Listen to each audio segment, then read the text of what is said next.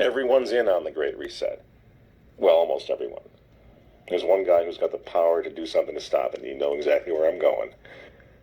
And they made a mistake. They tried to get Trump on their side, so they invited Donald Trump to Davos, I think a couple of times.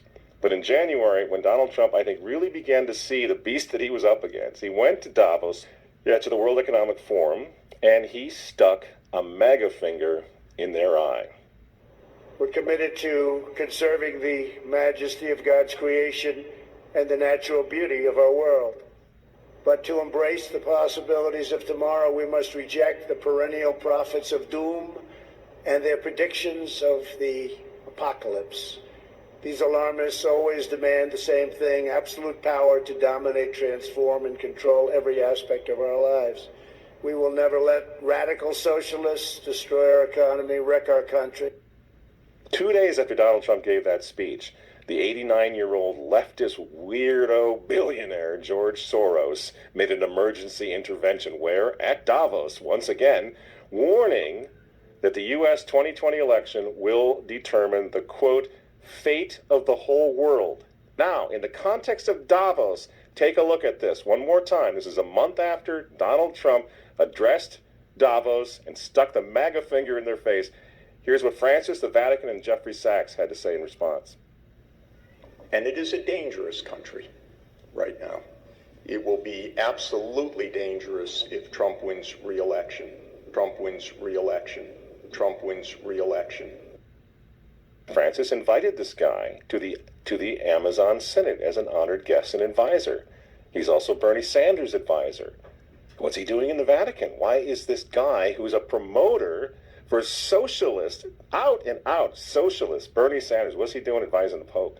Why does he have entree to the Vatican, friends? Sachs supports abortion and contraception, but that's not a problem for the Vatican.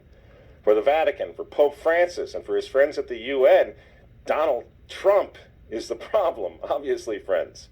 Clearly, I consider the Trump administration a danger to the world, but I regard it as a purely temporary phenomenon that will disappear in 2020. Do you get it? Do you see why there's so much hate for Trump? Because with all of his faults, again, he's the capitalist. He's not the globalist. He never will be one of them, which is why he pulled the United States out of the Paris Climate Agreement. Donald Trump pulled the United States out of the World Health Organization. That's Bill Gates and company. And now he's threatening to pull the United States out of the World Trade Organization. People say, yeah, well, Donald Trump got married twice. He's a bad guy. Really? He's right in the face of the demons on this, friends. Nobody ever said he was a saint. He's knocking the sacred cows of the United Nations down all over the world right now. The General Assembly routinely votes 185 against the United States on almost everything right now. And you remember, speaking of the United Nations, in November of 2019, again, right before COVID landed, Trump went to the UN, on the floor of the General Assembly, and he declared war on globalism. Wise leaders always put the good of their own people and their own country first. The future does not belong to globalists. The future belongs to patriots. And shortly after the speech at the UN, Donald Trump delivered, what do you think happened? The coronavirus was unleashed on the world, and Trump's booming U.S. economy went on life support. Do you think that was an accident? So when they tell all of us to stay home, wear your mask so grandma doesn't get sick, please understand what's really going on here. They don't care about your grandmother. They don't care about old people, these people. They don't care about babies. They want them aborted so that they can save the common home. Abort babies, millions of them all over the world. They don't care about babies. They don't care about old people. In fact, if you want to save your grandma, tell the globalists to stay the hell away from her. You remember how some of them, like Cuomo and characters like this, were running COVID recovering patients through nursing homes? That's how much they care about grandma. And the name of the game now is to bring the United States economy to its knees, get it out of the way, so that everyone will want the Great Reset. make the new normal so intolerably abnormal that even you and I, maybe, at some point in the near future, will be begging for the vaccines because we'll be driven crazy by that point. Begging for whatever else is going to keep us safe according to our jailers and our handlers and our zookeepers. You see? That's what they want. That's why they keep using this term, new normal. You know what we do to fight back? Go to work. Go back to school. If you're healthy, take off the mask. And for heaven's sake, go back to church and pray that Trump wins in November. That's what the reset was all about. That's what the Russia hoax was all about. That's what the impeachment hoax was all about. Don't you see?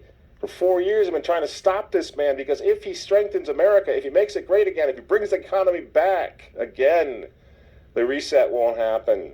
The New World Order is going to be set way back. Who knows when they're going to have another COVID opportunity like this one again, and they know it. So ask yourselves why they hate this man. These folks, these men, they hate God.